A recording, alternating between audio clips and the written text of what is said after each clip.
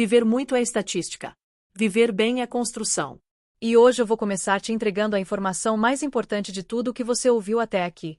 A maioria das mulheres chega aos 70 vulnerável não por falta de amor, não por falta de família, nem por azar, mas porque passou décadas terceirizando a própria estrutura. Terceirizou a identidade, terceirizou as decisões, terceirizou a segurança. E quando a vida muda, quando o marido adoece, quando os filhos seguem a vida, quando a solidão bate na porta, ela percebe que o porto seguro era externo, e que ela mesma nunca aprendeu a nadar. Isso é o que separa envelhecer com medo de envelhecer com liberdade. E se você quer chegar aos 70 com dignidade e serenidade, fica comigo até o fim desse conteúdo, porque eu vou te mostrar os pilares que sustentam uma mulher por dentro quando todo o resto balança. E antes de seguir, já te peço uma coisa bem rápida. Se esse tema te interessa, se inscreve no canal e curte o vídeo agora. Isso ajuda demais a levar essa mensagem para mais mulheres que estão precisando ouvir exatamente isso hoje. Agora, deixa eu te colocar numa cena real, sem romantizar. Eu atendi uma paciente, 68 anos, recém-viúva, filhos adultos em outros estados. Na primeira sessão ela não disse "estou triste". Ela disse algo muito pior: "eu não sei quem eu sou sem ele". E quando uma mulher fala isso, não é só luto. É colapso de identidade. É como se, de repente, tirassem todas as placas do caminho e ela ficasse parada no meio da estrada, sem mapa, sem bússola, sem direção. E aí vem a parte dolorida. Ela era inteligente, capaz, tinha história, tinha profissão, tinha vida, mas tinha passado tempo demais vivendo em função de papéis. Esposa, mãe, apoio, base. E esqueceu de ser pessoa. A morte faz parte da vida. O que não deveria fazer parte da vida é alguém chegar aos 70 e perceber que nunca construiu um lugar seguro dentro de si. É por isso que eu gosto de usar uma imagem bem simples. Chegar aos 70 sem estrutura emocional é como subir uma montanha sem água, sem comida e sem agasalho. Você até pode ter chegado lá, mas não aguenta ficar. Aí desce correndo, desesperada, ou fica congelada num medo silencioso. E é aqui que entram os pilares. Eu vou falar deles de um jeito prático, com exemplos, sem teoria vazia. Só que presta atenção num detalhe: não é sobre não precisar de ninguém no sentido de virar uma ilha. É sobre não depender de alguém para existir. Você pode amar, pode ter companhia, pode ter família, mas sem se desmanchar quando a vida muda. O primeiro pilar é o mais óbvio, ao mesmo tempo, o mais sabotado por desculpas: saúde física. Não por estética. Por autonomia. Porque seu cérebro mora no seu corpo, seu humor depende do seu corpo, sua energia emocional depende do seu corpo. E quando o corpo vira uma prisão, a liberdade evapora. Mulher que chega aos 70 com dores constantes, sem força muscular, com dificuldade de andar, com quedas frequentes, com doenças descompensadas, não perde só a saúde. Perde escolhas. Perde espontaneidade. Perde a leveza de dizer "eu vou" sem precisar pedir ajuda. E eu sei que dá raiva ouvir isso, porque parece aquele discurso batido de sempre. Mas sabe por que é batido? Porque as pessoas adoram concordar e depois continuar vivendo como se o corpo fosse um detalhe. Só que aos 70, o corpo não é detalhe. É passaporte ou é algema. Eu tive uma paciente que, aos 62, decidiu começar musculação. O entorno inteiro debochou. Disseram que era tarde, que era perigoso, que ela não tinha mais idade. E ela me respondeu com uma frase que eu nunca esqueci: "Eu vi minha mãe definhar porque não conseguia levantar sozinha. Eu não vou entregar meu futuro assim". Essa mulher hoje tem mais de 70 e fazendo coisas que muita gente de 30 não faz. Não porque virou atleta, mas porque ganhou o que importa: força, equilíbrio, autonomia e coragem de continuar começando. E aqui vai um ponto que quase ninguém liga com saúde mental: exercício não é só físico. Ele é emocional. Movimento regular melhora sono, reduz a ansiedade, estabiliza o humor, aumenta a sensação de capacidade. É como se o corpo avisasse para o cérebro: a gente dá conta. E isso muda tudo quando você envelhece. Você não precisa virar fisiculturista, mas precisa virar consistente. O corpo é um contrato com o futuro. Ou você paga em esforço hoje, ou paga em dependência amanhã.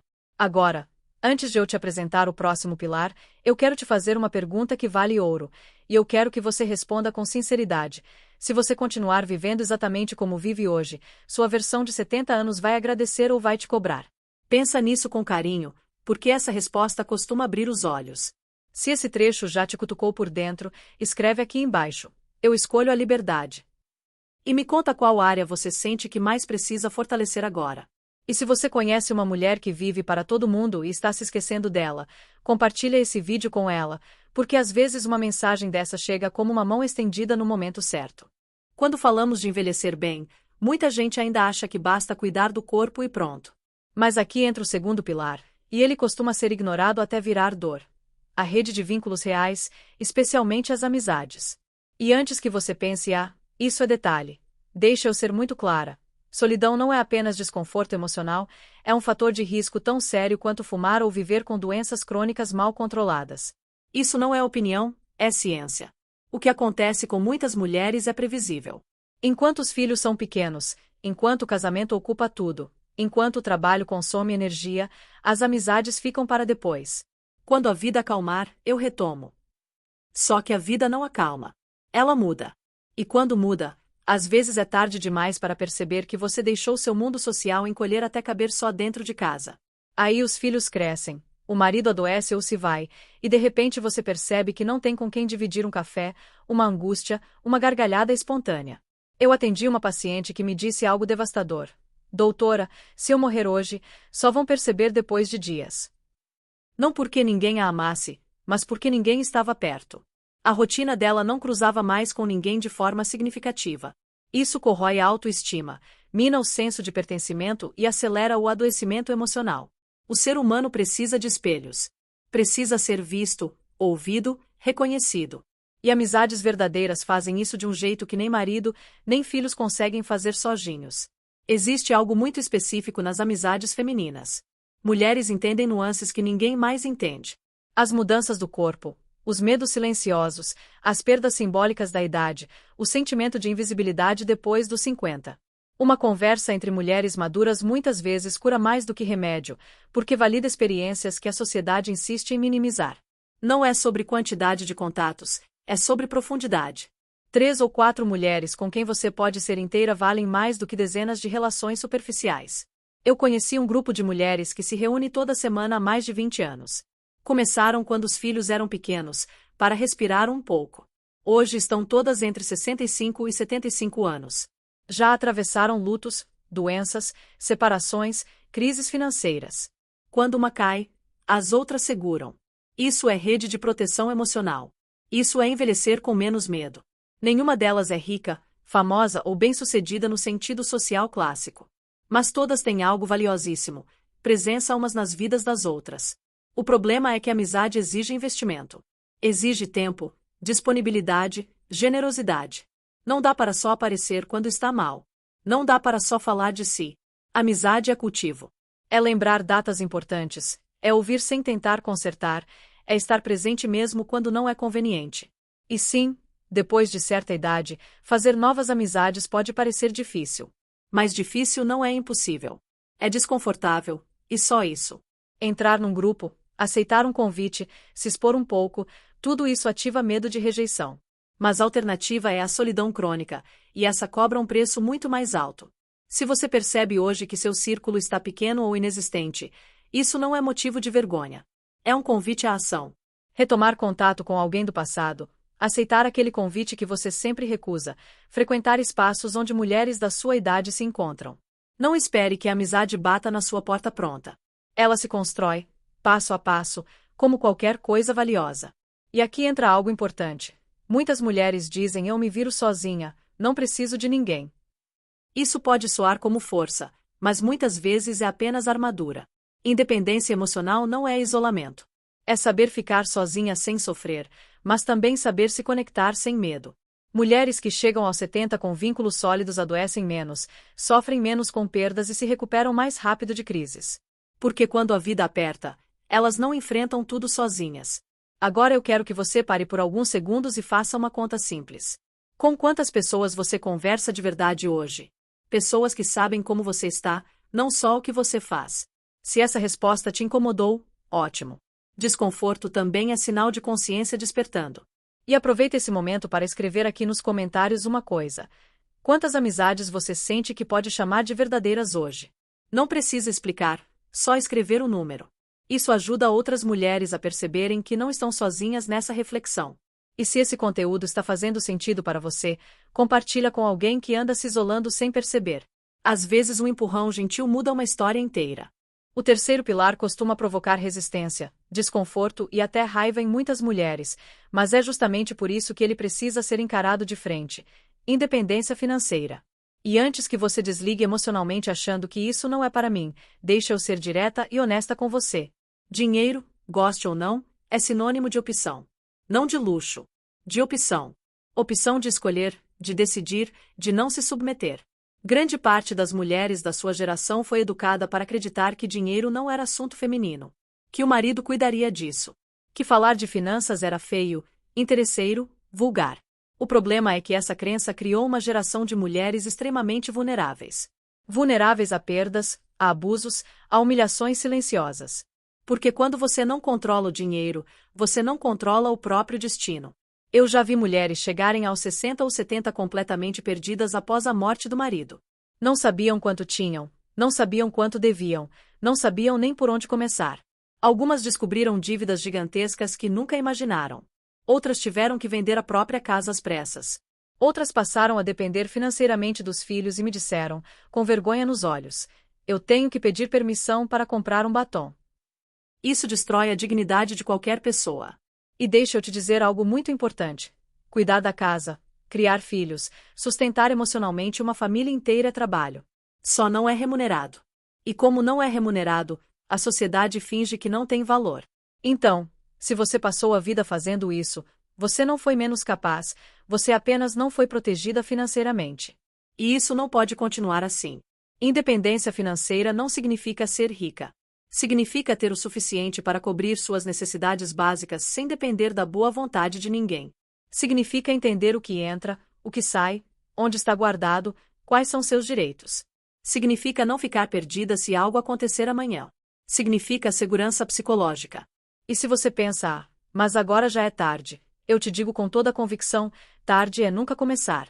Se você ainda trabalha, mesmo que ganhe pouco, guardar um pouco é melhor do que nada. Se não trabalha mais, pense em habilidades que podem gerar alguma renda. Cozinhar, costurar, cuidar de crianças, ensinar algo que você sabe, vender artesanato, trabalhar meio período, fazer algo online. Não é sobre virar empresária. É sobre criar margem de manobra. Outro ponto fundamental. Mesmo que você seja casada e confie no seu marido, você precisa entender as finanças da casa. Saber onde estão as contas, os investimentos, as senhas, os documentos. Estatisticamente, mulheres vivem mais do que homens. Isso não é pessimismo, é realidade. E ficar no escuro financeiramente é uma forma de abandono de si mesma. Dinheiro também compra cuidado. Compra acesso a tratamentos melhores, a cuidadores se necessário, a conforto numa fase da vida em que o corpo pode exigir mais. Não estou falando de ostentação. Estou falando de qualidade de vida. De liberdade para escolher como e onde ser cuidada. E aqui entra algo delicado. Muitas mulheres confundem dependência financeira com amor. Acham que depender do outro é prova de vínculo. Não é, dependência cria medo, submissão e ressentimento. Relações saudáveis acontecem entre pessoas que podem ficar, não que precisam ficar. Quando você tem sua própria base financeira, você escolhe, não se agarra. Agora, respira fundo e faz uma pergunta honesta para si mesma. Se amanhã tudo mudasse, você saberia se sustentar? Você saberia onde estão seus recursos? Se essa pergunta te deixou ansiosa, isso não é sinal de fraqueza. É sinal de que esse pilar precisa de atenção. Escreve aqui nos comentários uma coisa simples. Eu vou aprender sobre minhas finanças. Só isso. Esse compromisso público, mesmo pequeno, tem um poder enorme. E se você percebe que muita gente assiste esse tipo de conteúdo, concorda, se emociona, mas não se inscreve, aproveita agora e verifica se você já está inscrita no canal. Muita gente não está. E isso faz diferença para que esse conteúdo continue chegando a quem precisa. Se inscreve e ativa as notificações para não perder os próximos vídeos. O quarto pilar é aquele que muita gente trata como luxo, distração ou coisa para quem tem tempo, mas na prática ele é o que impede a alma de apodrecer em silêncio, propósito de vida. E já vou começar quebrando um mito perigoso. Propósito não é algo grandioso, não é um título bonito, não é uma missão épica. Propósito é aquilo que faz você levantar da cama com algum sentido, mesmo em dias comuns, mesmo quando ninguém está olhando. Muitas mulheres passam a vida inteira com um propósito terceirizado. O propósito é criar os filhos. O propósito é sustentar o casamento. O propósito é trabalhar, pagar contas, cumprir obrigações. Tudo isso é válido, tudo isso é importante. O problema começa quando esses papéis acabam ou diminuem, e junto com eles, some o chão. Os filhos crescem, o trabalho termina, o marido se vai, e a pergunta surge, assustadora. E agora, eu sirvo para quê? Eu atendi uma mulher de 72 anos, aposentada, que chegou profundamente deprimida poucos meses depois de parar de trabalhar. Ela tinha esperado a aposentadoria como quem espera a liberdade. Descansar, viajar, não ter horários. Mas o que veio foi vazio. O trabalho não era só trabalho, era identidade, era utilidade, era pertencimento. Quando aquilo acabou, ela se sentiu descartável. Foi preciso reconstruir tudo de novo, passo a passo, para que ela percebesse algo fundamental. Propósito não acaba, ele se transforma. Você pode ter vários propósitos ao longo da vida, em fases diferentes.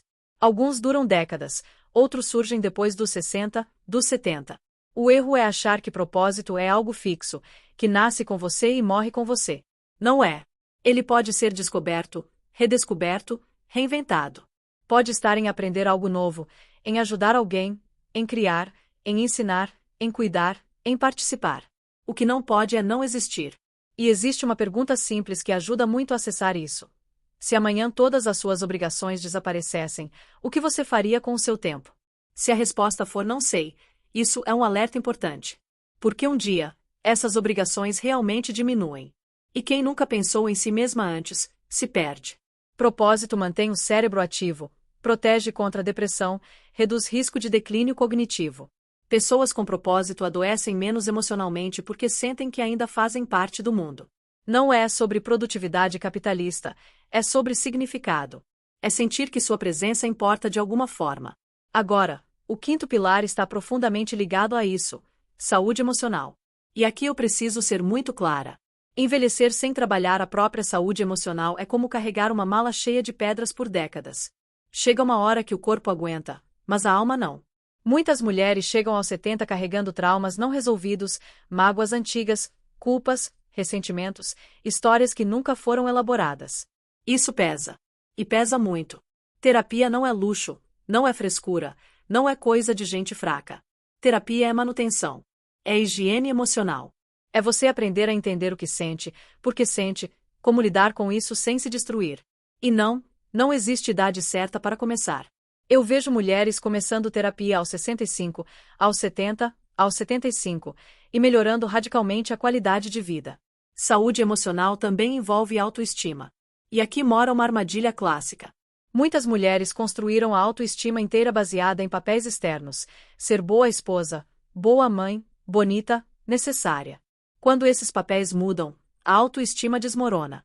E aí vem a sensação de inutilidade, de invisibilidade, de não sirvo mais. Autoestima saudável não depende disso. Ela vem do reconhecimento do próprio valor como pessoa, independentemente do que você faz para os outros. Vem da autocompaixão, da capacidade de olhar para a própria história e dizer: eu fiz o melhor que pude com o que eu tinha. Vem do perdão a si mesma pelas escolhas erradas, pelas oportunidades perdidas, pelos caminhos que não foram seguidos. Muitas mulheres se tornam extremamente duras consigo mesmas ao envelhecer. Se cobram, se criticam, se punem mentalmente por não terem sido diferentes. Isso é cruel e inútil. O passado não muda. O que muda é o que você faz agora com o tempo que ainda tem. Autocompaixão não é se acomodar, é parar de se agredir internamente para conseguir seguir em frente com mais leveza. Saúde emocional também é aprender a lidar com perdas. Porque elas virão.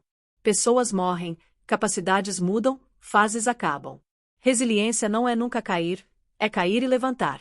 É saber pedir ajuda quando precisa. É entender que sentir dor não é fracasso, é parte da experiência humana. Mulheres emocionalmente saudáveis envelhecem melhor porque não entram em colapso a cada perda. Elas sofrem, sim, mas não se perdem de si mesmas.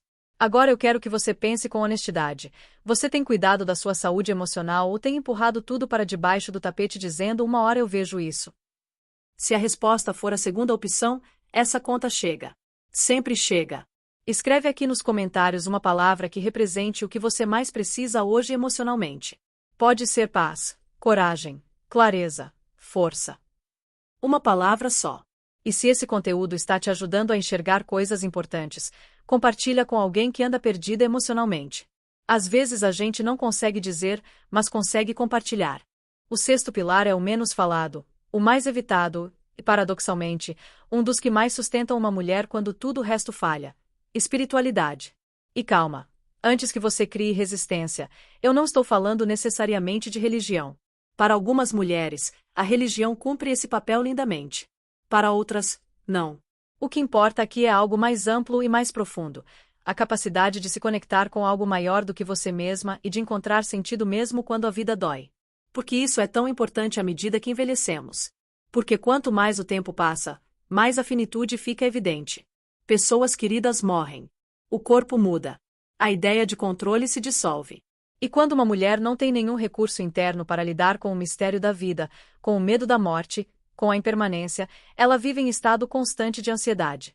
Um medo silencioso que vai drenando alegria, curiosidade e presença. Eu atendi uma senhora de 76 anos que chegou profundamente deprimida, com pânico da morte. Ela dizia que não acreditava em nada, que achava que tudo acabava ali, e isso a aterrorizava. Não tentei convencê-la de nada. Apenas sugere práticas simples de presença, silêncio, respiração, contemplação. Com o tempo, ela me disse algo precioso. Eu ainda não sei o que existe depois, mas agora consigo viver o agora. E isso mudou tudo. A espiritualidade, nesse sentido, não respondeu perguntas. Ela trouxe paz. Espiritualidade é esse espaço interno onde você encontra serenidade.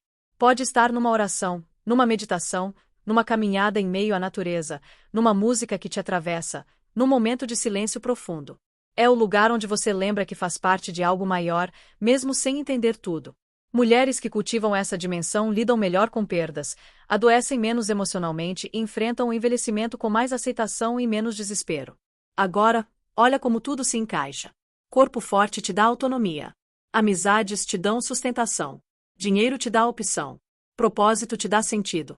Saúde emocional te dá equilíbrio. Espiritualidade te dá paz. Um pilar sozinho não sustenta uma vida inteira. É o conjunto que cria estabilidade. É isso que permite envelhecer sem depender emocionalmente de alguém para existir. E aqui vem uma verdade difícil, mas libertadora. Ninguém vai te salvar.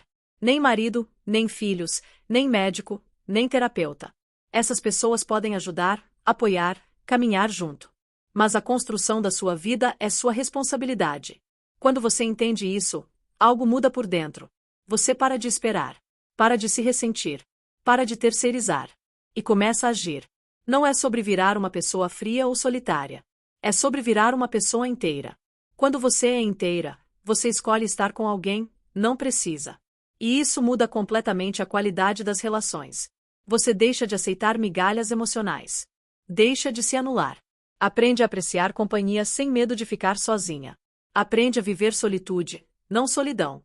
Talvez você esteja pensando, isso é muita coisa, eu não dou conta. E eu te digo, você não precisa dar conta de tudo agora. Você só precisa começar. Um pilar. Um passo. Uma escolha pequena e repetida. Caminhar 15 minutos. Ligar para uma amiga. Organizar suas finanças básicas. Marcar uma terapia. Reservar um tempo de silêncio.